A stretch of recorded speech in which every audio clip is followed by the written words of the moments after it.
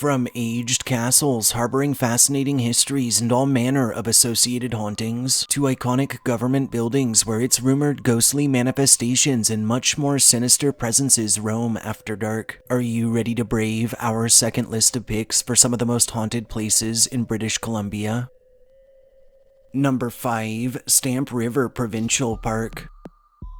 Stamp River Provincial Park, located off of Beaver Creek Road, just northwest of Port Alberni on Vancouver Island, is a 327-hectare provincial park, boasting 23 camp spaces and over 2 kilometers of trails within its bounds alone, right along the Stamp River. Historically, lands now holding Port Alberni and the west coast of Vancouver Island were heavily utilized by the Teshit and Hoopachesit First Nations of the Nuchanul Tribal Council, and in 1860, one Captain Edward Stamp, a prominent English mariner, entrepreneur, and, at the time, budding sawmill pioneer, would construct his mill near. In 1927, the original fish ladder held within Stamp River Park bounds was hand-built, allowing local salmon fighting the river's flow a fast route around Stamp Falls to get back to mating grounds. And on December 20th of 1940, the park was officially established to protect the expanse and its abundant wildlife. In the present, while fishing on park lands is strictly prohibited, its grounds do act as a base camp of sorts to anglers hitting other portions of the Stamp, as well as to visitors traveling the Pacific Rim. On a side note, for any of our viewers considering a jaunt through this forest, with salmon come bears, so stick to marked trails and always be prepared.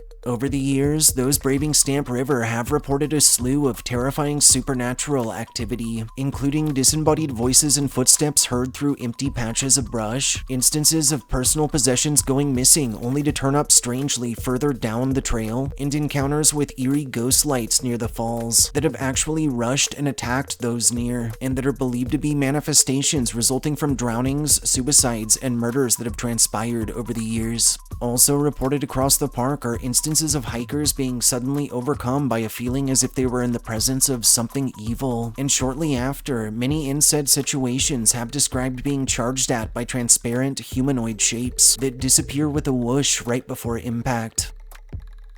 Number 4. The British Columbia Parliament Buildings. The British Columbia Parliament Buildings, located off of Bellevue Street in Victoria, British Columbia, is a prominent government campus that acts as headquarters to the province's Legislative Assembly, where elected representatives, referred to as members of the Legislative Assembly or MLSs, gather in an effort to shape the region's future by debating and passing its very laws. Historically, from 1856 to 1860, the legislature of the colony of Vancouver Island would meet at Fort Victoria within Bachelor's Hall. Later in 1860, they would meet for the first time within their own permanent structure at a different site, and in 1893, construction was authorized on a new Parliament building, with Parliament operations transferring there by 1898, and additions welcomed to the campus from 1912 to 1915. From 1973 to 1984, a series of renovations and restorations were launched across the property. Over the years, various projects would be issued in order to maintain the space, and in 2019, the campus would welcome a handful of additions to allow for easier access, including the transition to barrier-free ramps and a new front drive. The British Columbia Parliament buildings remain open and in use to this day, offering a range of educational materials and even options in year-round guided tours. While local legends tell the whole of the site harbors a range of restless spirits, one more popular tale standing out from the rest tells of architect Francis Rattenbury, who actually designed the structures through the 1890s, and whose body, following his brutal death by way of being bludgeoned by his wife's lover, was laid to rest in Bournemouth, England. Many claim that after his untimely passing, Rattenbury's soul returned to the creation he was so famed for, and a near countless assortment of accounts tell of encounters with a manifestation bearing his likeness, who wanders about donning a look of glum as he gazes across the expanse. Also reported around the Parliament buildings are orbs and half-formed silhouettes captured in photography, objects sighted moving around on their own, extreme cold spots, doors that open and close spontaneously, and run-ins with an ominous figure in a black coat that has been spied through windows wandering about after dark. Number 3. The University of British Columbia. The University of British Columbia, which boasts campuses both out of Vancouver and in Kelowna, in British Columbia, is a prestigious public research university whose Point Grey, Vancouver location, which is the campus we'll be focusing on in this video, plays home to Canada's National Laboratory for Particle and Nuclear Physics, TRIUMPH, which actually boasts the world's largest cyclotron. Historically, in 1906, the McGill University College of British Columbia was established. In 1908, planning for a new provincial university was started, and subsequently, in 1915, the University of British Columbia was established, after which it would fully absorb McGill while assuming operations of its campus. The university would work from the old McGill site until 1925, when the institution would migrate to its current location, and while it was initially believed the school would need to quickly expand, sadly, a dwindling student base through the Great Depression and World War II would lead to faculty cuts and to the scrapping of all such visions. Fortunately, following the war, the school would see a thriving student and faculty base courtesy of returning veterans. From 1947 to 1951, 20 new campus structures would be erected, and on July 1st of 1971, Prime Minister Pierre Trudeau would announce the establishment of the Museum of Anthropology on UBC Bounds, which would open its doors in 1976.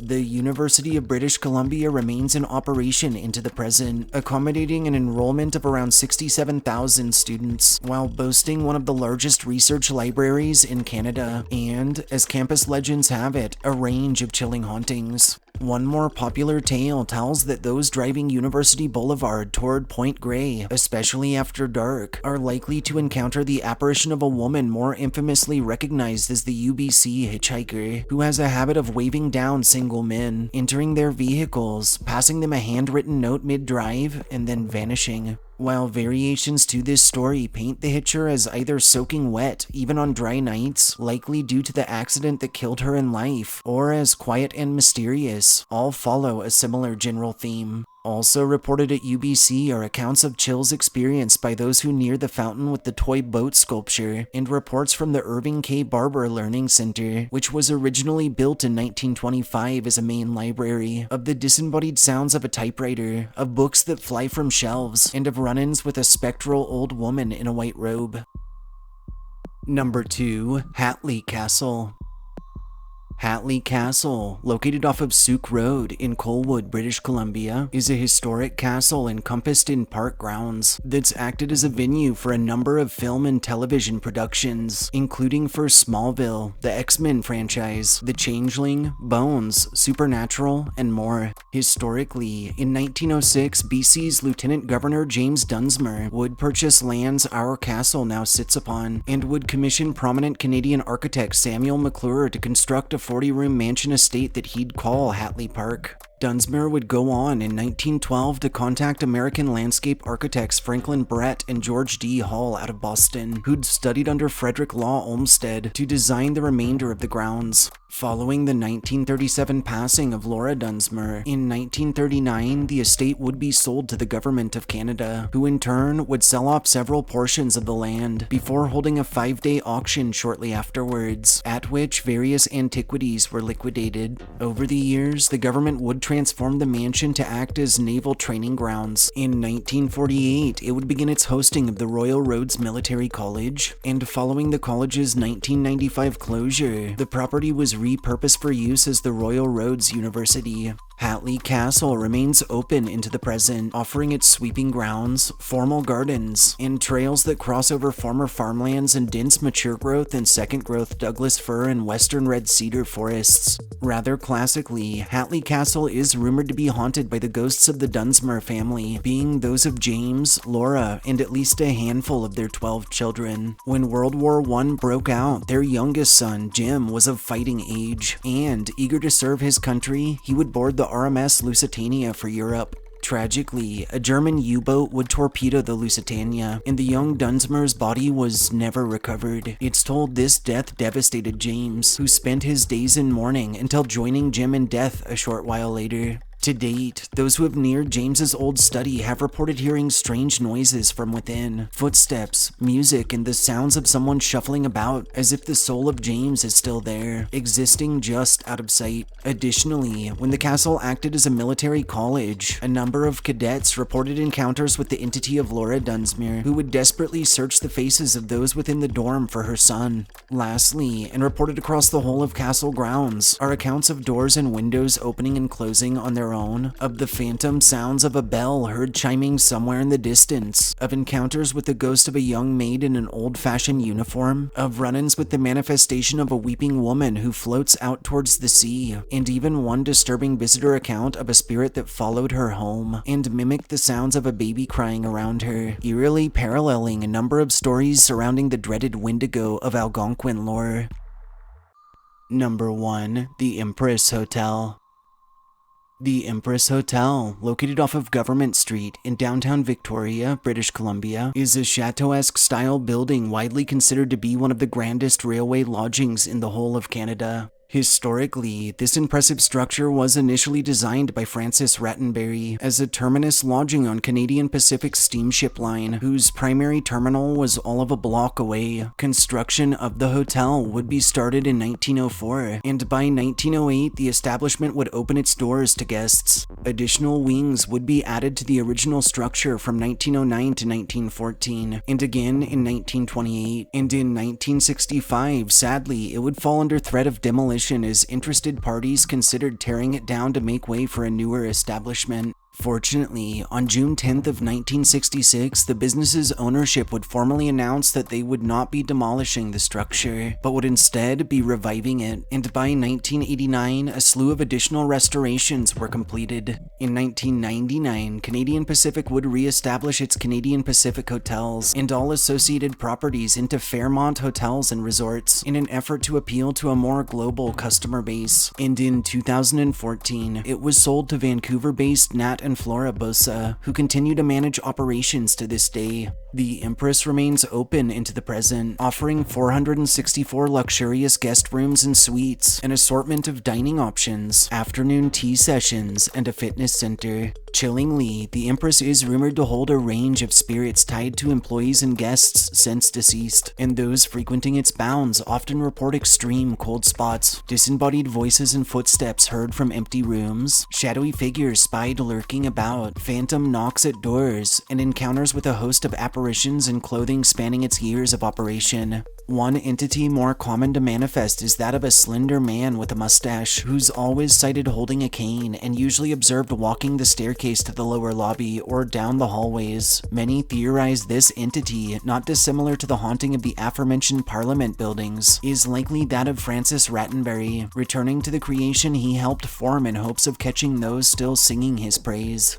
On the 6th floor, the apparition of an old-timey maid has been sighted going about tasks from life. Some tell this may be the spirit of chambermaid Lizzie McGrath, who perished when she fell from a fire escape, as this specter has also been known to manifest near the point at which poor Lizzie impacted, wearing her uniform and clutching a rosary. Also reported across Empress grounds are visions of a mysterious young girl who's often spied observing the living from afar, as well as encounters with the ghost of a former employee who some claim ended his own life in the West Tower. Lastly, a jumble of additional fables detail instances in which guests are awakened by an elderly woman in pajamas knocking at their door, who always asks for help finding her room, and who subsequently always disappears en route to the elevator. Due to this odd and reoccurrent phenomenon, many have speculated the current elevators may have been built where rooms formerly stood, one of which spaces likely held our mystery woman at some point during her life. Taking its intriguing history and extensive list of associated local legends and claims of paranormal happenings into account, we felt there really was no better choice than the Empress Hotel as this list's most haunted place in British Columbia. Thanks for joining us for our second list of picks for some of the most haunted places in British Columbia. If you enjoyed our histories and ghost stories, subscribe to our channel, like this upload, and share us with anyone you feel deserves a good scare. We'll catch you next time.